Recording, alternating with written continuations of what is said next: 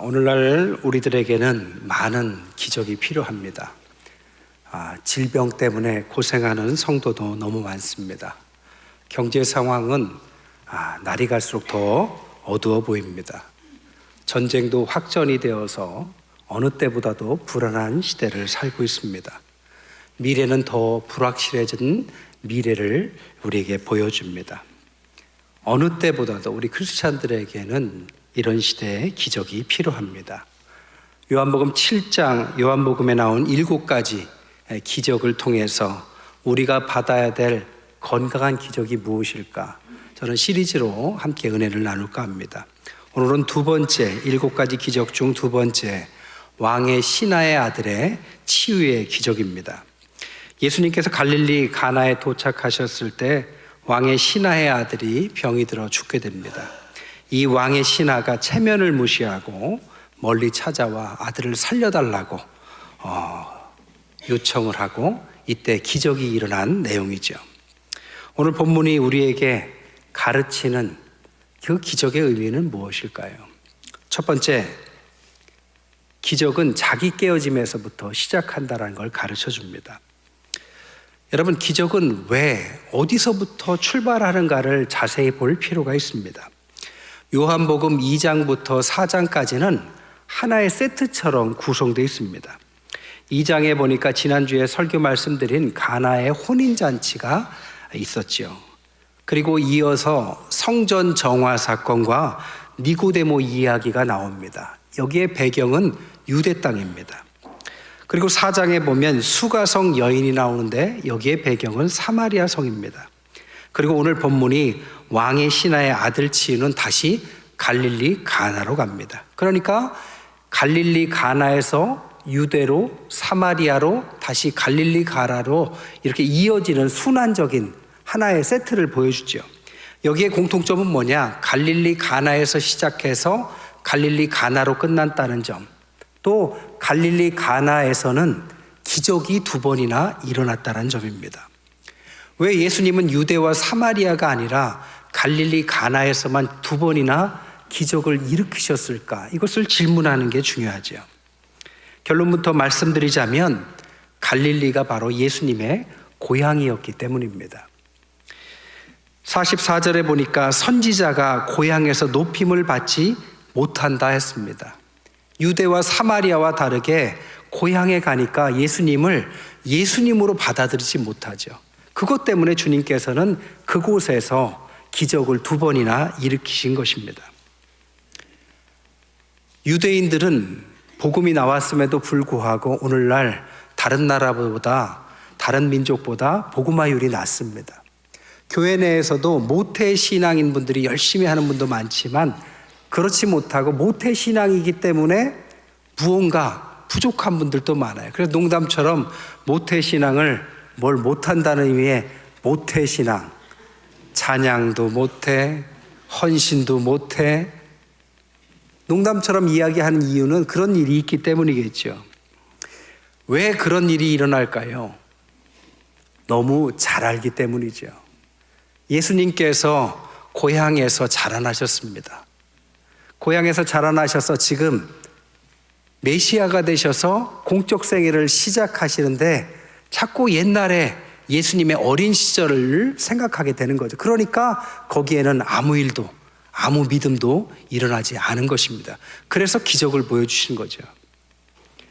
제가 만약에 태평교회에서 어린 시절을 보냈다면 오늘날 여러분들은 어떤 얼굴로 저를 쳐다볼까요? 제가 만약에 여기서 설교하고 있으면 오래 다니신 분은 아이고, 한 목사 옛날 초등학교 때 그렇게 말 안 듣더니만 그렇게 생각하지 않을까요? 어린 시절 그리고 성년이 됐을 때 이 2가지 모습을 오버랩하면서 무언가가 오픈이 되지 않는 거지요. 여러분, 신앙이란 자기를 깨트려야 합니다. 그런데 익숙함, 너무 잘 알기 때문에 이게 깨트려지지 않기 때문에 주님께서 그것을 깨트리라고 이런 것을 보여주신 것이죠.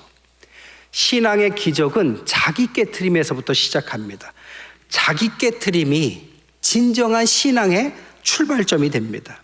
모든 간증을 들어보십시오. 다 자기가 죄인이었다는 사실을 깨트리고 나서 하나님 앞에 회개하고 돌아올 때 역사가 시작됐어요. 항상 하나님 앞에 제 힘으로는 안 됩니다. 하나님 도와주십시오. SOS를 보내는 순간 무슨 일이 일어나기 시작하는 거죠.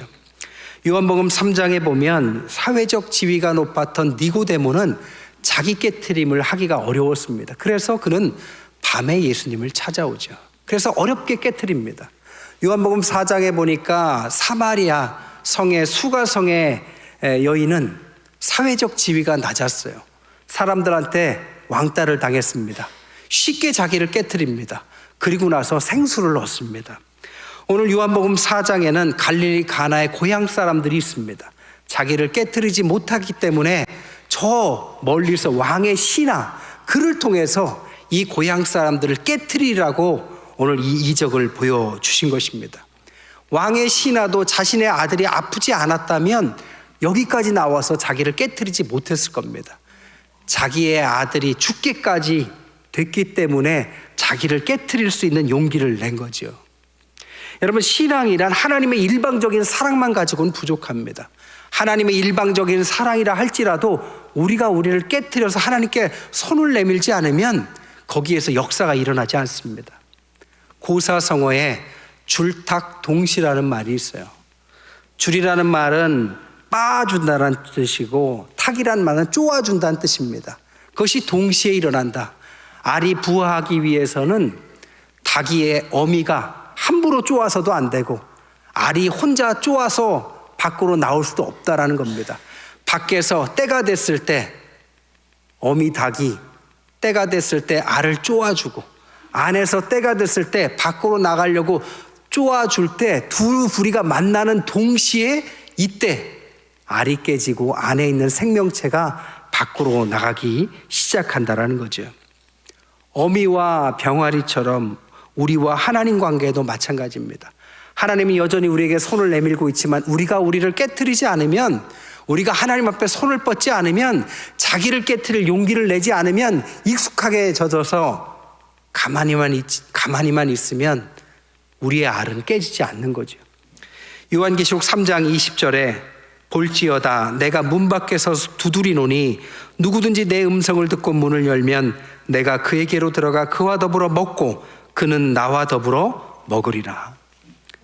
문 밖에 서서 주님은 두드리고 계십니다. 손잡이가 없어요. 손잡이는 어디에 있느냐? 내가 갖고 있습니다. 내 안에서 문을 여는 것은 내가 할 일입니다. 자기의 깨트림, 이것을 말하는 거죠. 예수님은 자기를 깨트려서 주님의 손을 잡는 분들, 그분들에게 오시는 것입니다. 기적은 자기 깨트림에서부터 시작한다. 이게 첫 번째 교훈입니다. 두 번째, 우리가 오늘 본문에서 배울 수 있는 것은 믿음에는 저돌성이 때로는 필요하다라는 겁니다. 여러분, 저돌성이 뭡니까? 앞뒤 가리지 않고 막 덤비는 거, 이게 저돌적이다 할 때의 저돌성을 말해요. 자기 깨트림이라는 의미는 자기가 한계를 인정했다는 뜻이죠. 오늘 신하가 자기를 깨트리는데 이 신하의 원어가 뭐냐? 바실리코스라는 단어를 써요. 이 바실리코스라는 의미는 작은 왕이다라는 뜻을 갖고 있습니다. 그러니까 이 왕의 신하는 그냥 공무원이 아니라 왕의 고위 공무원입니다. 이 왕의 고위 공무원임에도 불구하고 멀리 여기까지 와서 주님께 자기를 깨트립니다. 왜냐?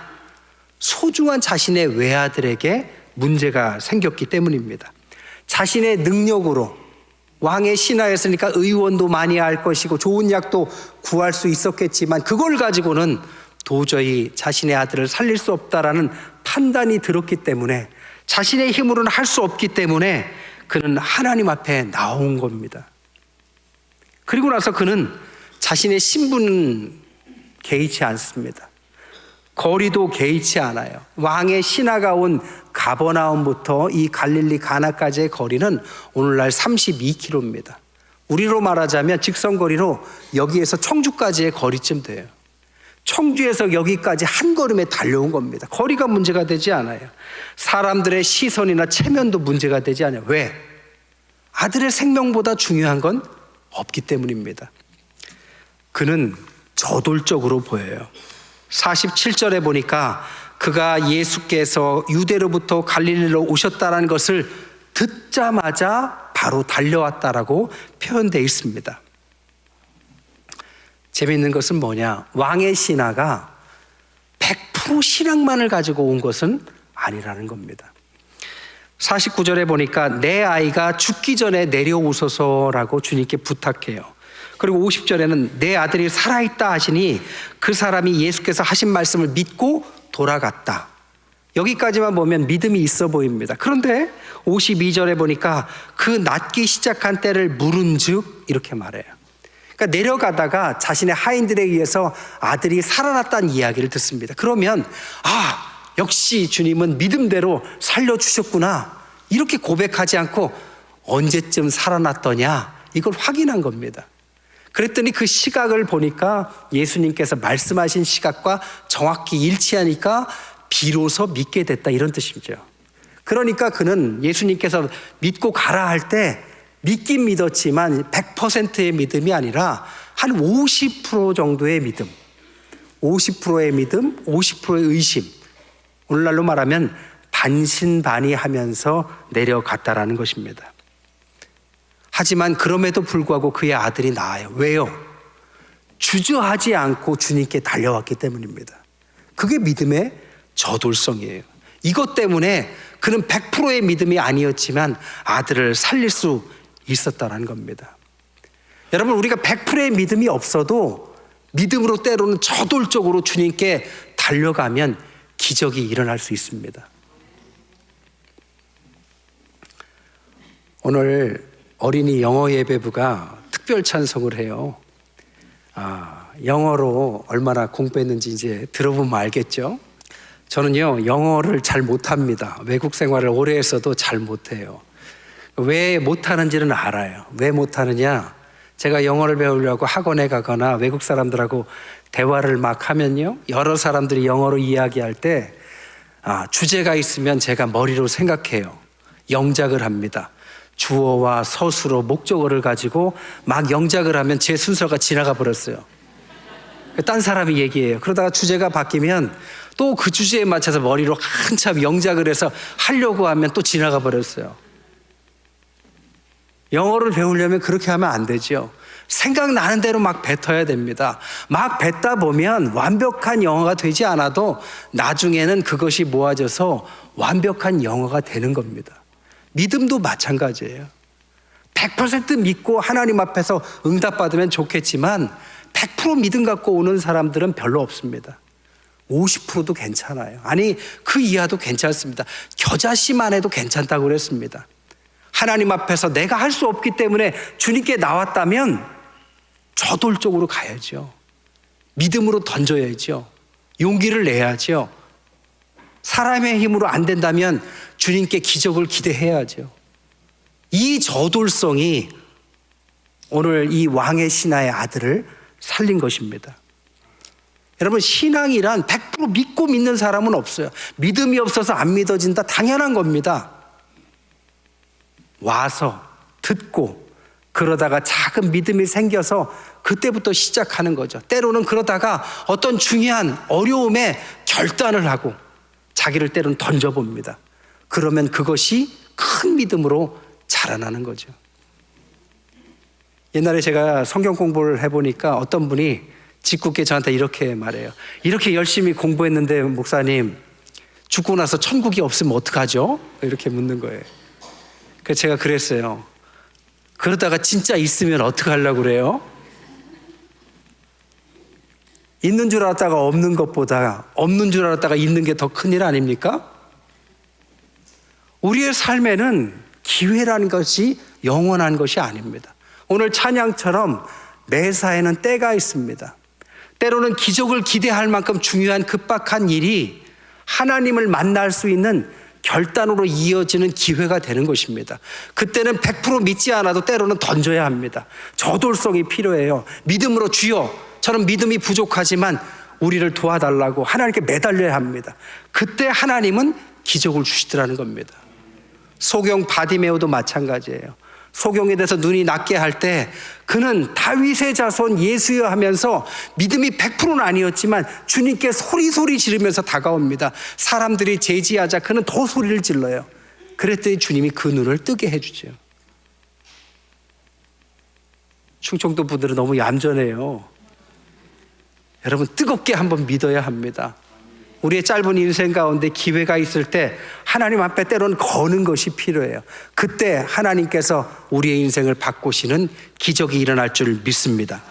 전도서 3장 1절에 범사에 기한이 있고 만사, 천하만사가 다 때가 있다고 했습니다. 오늘 이 시간이 혹 누구에게는 하나님을 만나는 놀라운 그런 날이 되기를 주님의 이름으로 축복합니다. 세 번째로, 기적의 궁극적인 목표는 표적을 주는 것이 목적은 아니다라는 겁니다. 2장부터 4장까지는 예수님이 누구인지에 대한 많은 이야기를 해요. 가나 혼인잔치를 통해서 예수님은 그리스도다, 메시아다라고 가르칩니다. 성전 정화를 통해서 잘못된 성전이 아니라 진짜 예수님께서 참 성전이다라고 말씀하세요.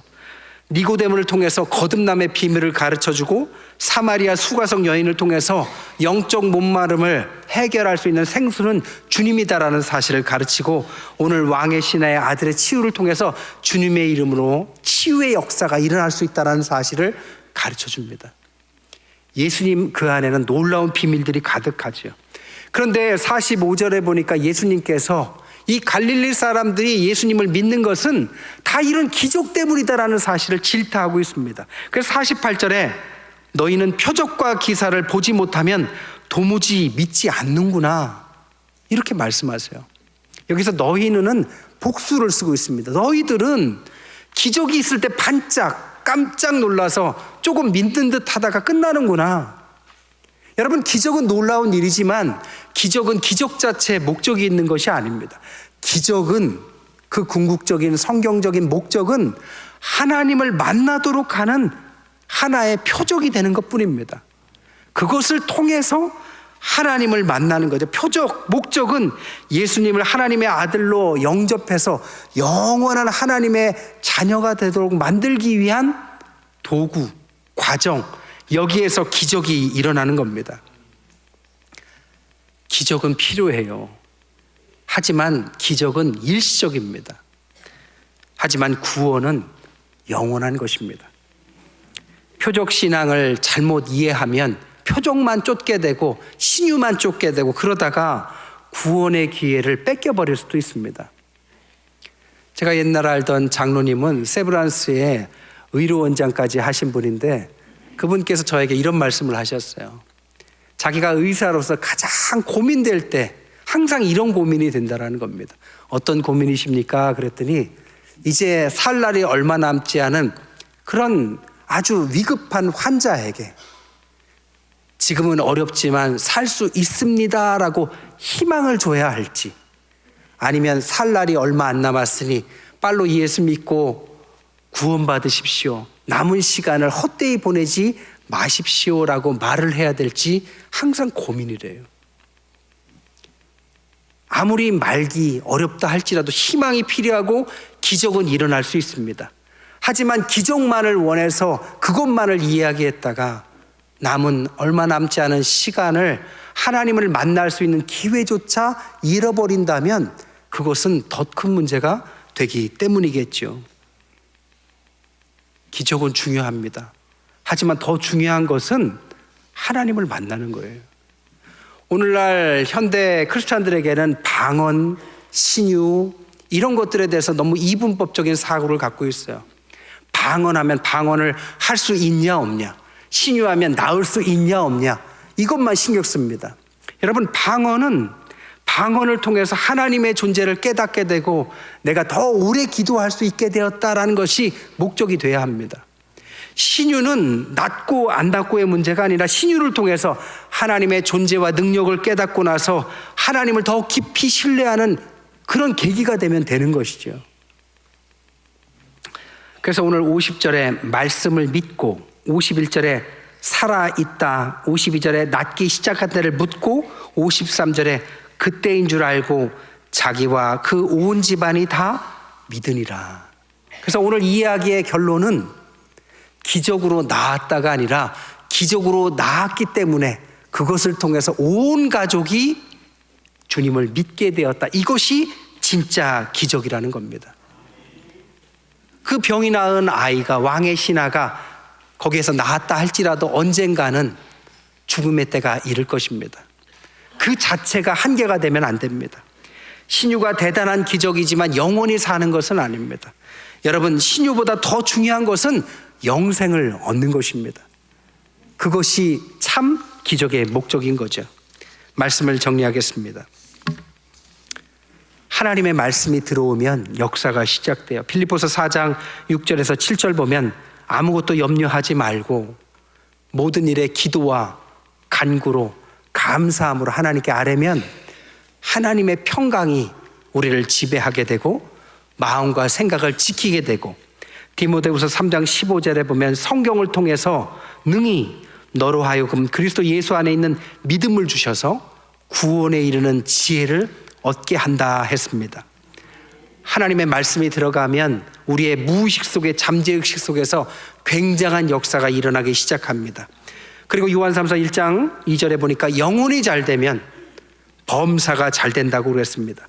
하나님의 말씀이 들어가면 대단한 기적이 일어나기 시작하는데, 그때 그 기적이 병을 낫게도 하고 삶에 막힌 담을 뚫기도 하고 우리가 상식적으로 이해할 수 없는 일들이 일어나기도 합니다. 이 모든 것들은 하나님의 말씀에서부터 시작하는 거죠.